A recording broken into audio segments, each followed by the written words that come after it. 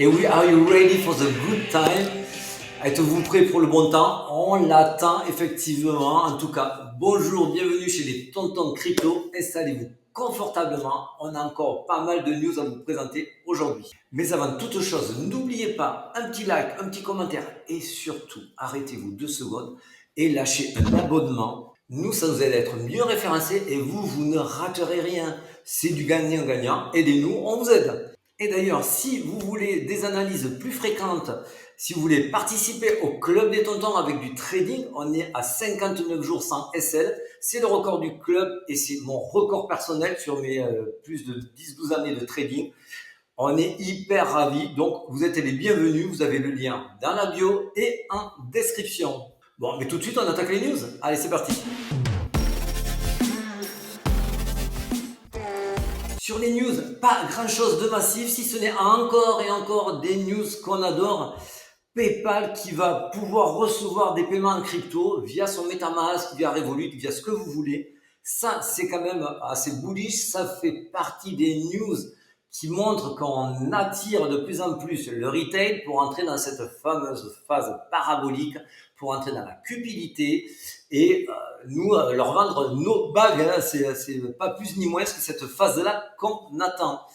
Donc oui, il y a beaucoup de ces news-là qui arrivent et nous confirment que bien sûr, on n'est absolument pas sur un top. Autre news importante, c'est la décision de la Fed demain à 20h pour les de cut rate ou not cut rate. Donc pour savoir s'ils changent les taux ou pas. Bon, ne vous attendez pas à un changement. Techniquement, il n'est absolument pas prévu.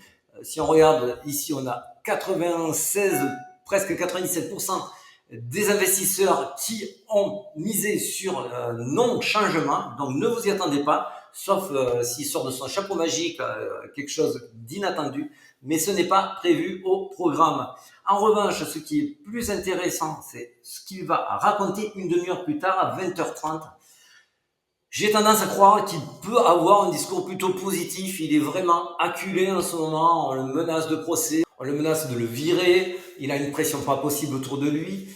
Donc, il va vouloir garder la face très certainement et ne pas baisser les taux comme il l'avait dit, mais contrebalancer cela avec possiblement un discours positif. Ça serait très bien, ça donnerait un accélérateur au marché. Peut-être ce qu'on attend en ce moment-là pour franchir les dernières résistances et surtout les casser. Je vous le redis, ces news-là n'inversent pas une tendance, hein. Soit elle appuie, soit elle la freine.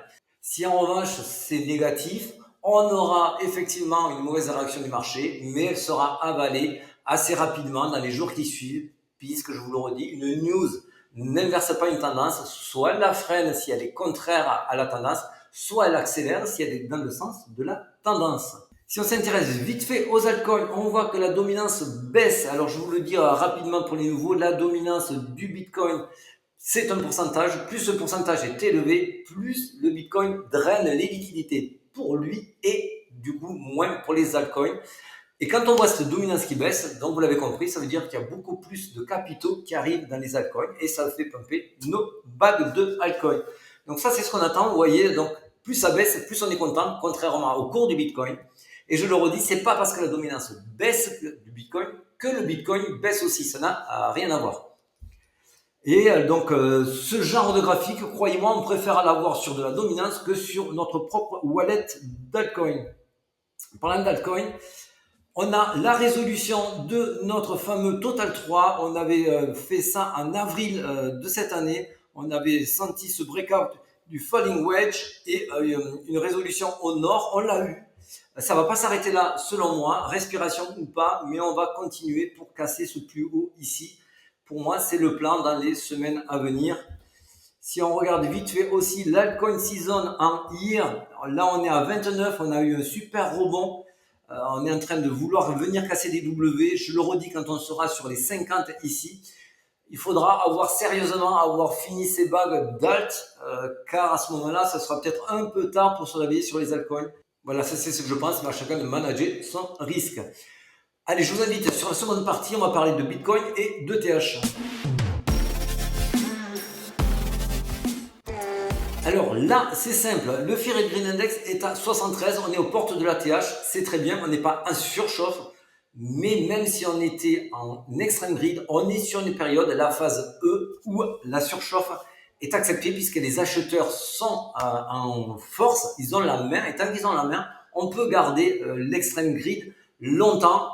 On l'a vu sur les autres cycles, c'est tout le temps le cas. Si on est en revanche sur une phase de range et qu'on est depuis plusieurs jours en extreme grid, là c'est un petit peu plus paniquant. Si on regarde, les gens sont en train de se réveiller, on voit que quand on tape sur Google Trend Buy Bitcoin, on a un réveil qui s'opère. Donc ça veut dire qu'il y a des gens qui arrivent, et c'est surtout plus visible ici sur Ethereum, qui nous fait un plus haut de la dernière fois. C'était décembre 2022 qu'on avait eu ce genre de plus haut. Donc oui, il est en train de se passer quelque chose. Le retail, le FOMO est peut-être en train de se réveiller.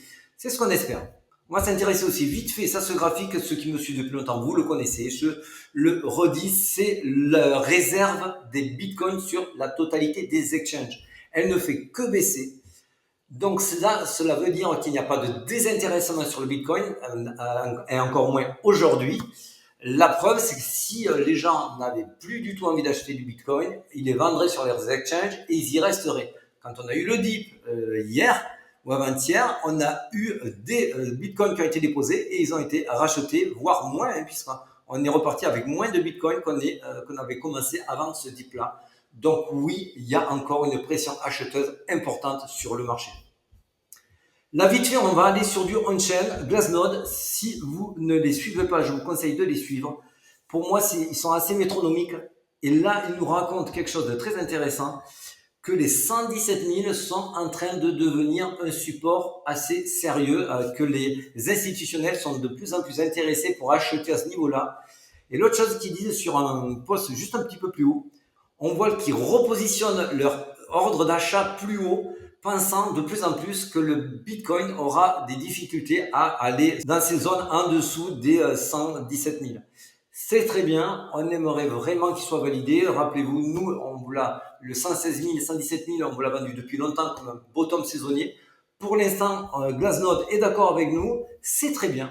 Donc, on peut que s'en féliciter et on espère qu'effectivement, ça va tenir bon longtemps. Là, on revient sur notre petit schéma de réaccumulation de Wyckoff. Donc là, on est toujours dans cette phase E. On a une phase d'accumulation. Alors, ça, c'est assez sympa. Vous l'avez très régulièrement. C'est quand vous avez un jeton qui pump fort. Très souvent, vous avez une phase d'accumulation ou de consolidation. Mais juste après, pour faire croire que ça repart définitivement au sud, on vous fait une petite manipulation, une petite mèche au sud. On appelle ça de la manipulation pour repartir au nord, et on appelle cette phase-là de l'expansion. Donc vous avez trois phases: consolidation, manipulation et expansion quand ça repart au nord. On peut apparenter cela à un petit schéma de Wyckoff réaccumulation. Ce genre de mini-cycle, vous l'aurez régulièrement sur les phases E, mais même dans tous les rallyes.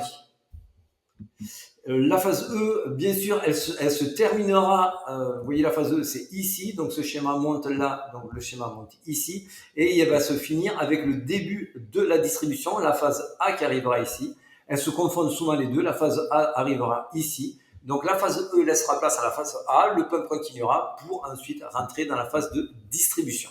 Donc ça, c'est le moment où nous, on jettera nos bagues aux derniers arrivants. C'est comme ça, c'est le principe de l'offre et de la demande. Là, on est sur le fameux setup de continuation que je vous ai présenté maintenant depuis presque des mois.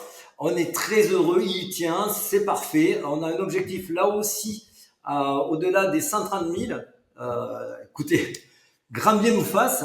On a là également le fameux H-ribbon. Alors le H-ribbon, c'est un indicateur très fiable, mais aussi très manipulé, puisqu'il est visible de tous. Très souvent, les market makers, quand ils ont la main, quand ils ont la possibilité, ils vont piéger tous les nouveaux, pensant que le H-ribbon leur donne le feu vert pour mettre des gros longs et allez-y, roulez jeunesse. Et c'est là que les market makers vous mettent un petit low kick pour vous prendre vos liquidités et calmer un petit peu les ardeurs des plus pressés. Mais en général, on voit quand même que le H-ribbon, les semaines qui suivent, a toujours raison. On voit qu'il n'y a pas de gros retracement derrière. Là, si on regarde le H-ribbon d'avant, il y a eu le fameux piège, puis pump. Celui encore d'avant, il y a eu un petit piège, puis pump. Celui-ci, à peu près pareil, piège, puis gros pump. Donc on retrouve ce schéma-là assez classiquement. Mais c'est quand même un indicateur fiable puisqu'il indique que le hash rate entame énormément le bénéfice des mineurs et on sait que à terme, ce n'est pas viable. Mais là, je vous le redis, c'est une data qui est en weekly, donc pour qu'elle se réalise, il faut lui laisser le temps, plusieurs semaines d'évoluer et qu'elle produise son effet. Je reviens ici sur ce schéma parce qu'on est en daily. En daily, on voit également qu'on a des divergences haussières cachées ici qui sont très intéressantes. On voit qu'on a un stock RSI qui est prêt à repartir à la hausse, ça c'est super intéressant. Et un MACD qui plafonne mais qui reste encore presque positif, voire qu'il a envie de recroiser au nord. Alors oui, il est élevé, mais le MACD, un petit peu comme le RSI, ils peuvent rester très haut pendant des semaines tant que les acheteurs gardent la main, tant que la confiance est de leur côté. C'est toujours ce genre de schéma qu'on a dans les phases E de verticalité, les phases de rallye où tout est un petit peu explosé et en surchauffe pendant un certain temps. Donc voilà, on attend tout ça, ça se passe sous nos yeux. Là, on revient sur du moyen terme, court terme. Là, on est en daily, je voulais zoomer. On a un très beau falling wedge qui est en train de se dessiner. On a eu en plus un fake out au sud. En général, quand vous avez ce fake out, c'est pour possiblement plus tard venir casser au nord. Donc, ce genre de drapeau, on prend la tige du mât ici et vous la reportez au nord ici, et ça vous donne un objectif qui avoisine les 130 000. C'est à peu près le même objectif qu'on a sur le setup de continuation qu'on a vu juste avant. Donc c'est très bien. Ce que j'apprécie aussi dans ce genre de setup, c'est que très souvent on vous fait croire qu'on va casser, on revient au milieu de canal, ce qu'on a fait aujourd'hui ou hier, dans le but de faire croire qu'effectivement ça ne va pas fonctionner et qu'on va aller au sud et qu'il faut se positionner plus ou moins en short ou vendre ses positions. Et en général, sur le milieu du canal, ça se reprend pour venir squeezer tout ce monde-là. Espérons que ça se fasse comme cela. En tous les cas, on l'espère chez les tontons. Si on passe en 4 heures, c'est aussi très sympathique. Après avoir été rejeté sur cette trendline, on est venu chasser ces stops-là ici. On a donné au club, repositionnez-vous ici. Pour l'instant, ça nous donne raison, tant mieux. Surtout qu'on est sur de la divergence haussière cachée également en 4 heures et que le stock RSI repart aussi à la hausse. Donc on est plutôt optimiste pour du court terme, moyen terme. Mais si mauvaise news qui arrive ou un market maker qui veut commencer à faire peur, revenir ici choper cet order block là aux alentours des 116 500, c'est pas un problème non plus en soi. Pour moi, on est vraiment sur une structure costaud qui est en train de se former sur du modèle haussier qui est assez visible. Donc oui, on va avoir des yo-yo. À nous de les négocier, de les voir comme des opportunités et non pas que ça vous énerve, vous dire ah mais maintenant j'en ai marre, je baisse le rideau. Non, vous avez tenu jusqu'à maintenant, c'est pas pour craquer là sur encore un petit yo-yo insignifiant. Et si on regarde ETH, lui aussi il est très en forme. Vous voyez, on a eu ici un petit rejet à 3900. C'était donné par l'extension de Fibo que je vous avais montré dans le live de la dernière vidéo également. Donc, c'est des zones qu'on peut travailler, c'est très bien, mais il ne faut pas shorter pour moi, puisque les 4500 sont la prochaine zone. Cette zone-là, elle est clairement atteignable. Donc là, le but, si vous pensez que ETH est bullish sur les semaines qui suivent, quand vous arrivez sur des zones un petit peu stratégiques là, vous prenez un take profit et vous vous repositionnez 5% en dessous, mais surtout ne vous mettez pas en short. Si vous vous mettez en short, vous savez pas trop à quel moment il va falloir arrêter le short. Quand vous allez comprendre que c'était pas la bonne manip à faire, vous allez vous réouvrir votre long plus haut et l'opération n'est jamais vraiment gagnante, croyez-moi. J'y suis passé plein de fois, donc je peux parler en connaissance de cause. L'expérience paye toujours. Voilà les amis, petite vidéo courte pour vous expliquer qu'on est encore dans ce range de 116, 117, 120, 121. On attend une issue assez rapide, probable au nord selon les tontons pour vraiment exploser cette phase E et qu'on soit encore très profitable cet été. En tout cas, c'est ce que je nous souhaite. Et sur ce, je vous tire ma révérence.